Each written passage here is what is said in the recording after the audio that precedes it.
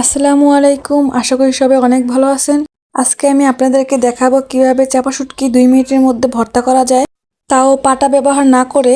প্রথমে আমি এই জায়গায় পেঁয়াজ আর রসুন খুব ভালোভাবে ভেজে নিব। তবে অল্প তেল দেওয়ার চেষ্টা করব যাতে পেঁয়াজ আর রসুনটা খুব মোটামুটিভাবে ভাজা হয়।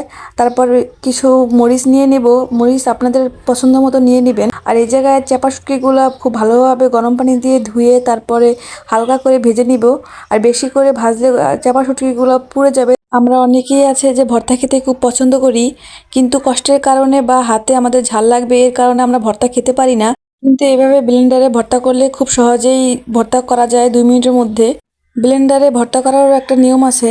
প্রথমে আপনাকে মরিচ গুঁড়ো করে নিতে হবে, কিন্তু মরিচ যদি পরে গুঁড়ো করেন তাহলে মরিচটা গুঁড়ো হবে না। মরিচ গুঁড়ো করার পরে আপনাকে পেঁয়াজ দিতে হবে, তারপরে অন্য কোনো ভর্তার উপাদান দিতে হবে। তো আমার ভর্তাটা কত সুন্দর হয়েছে দেখতেই পাচ্ছেন।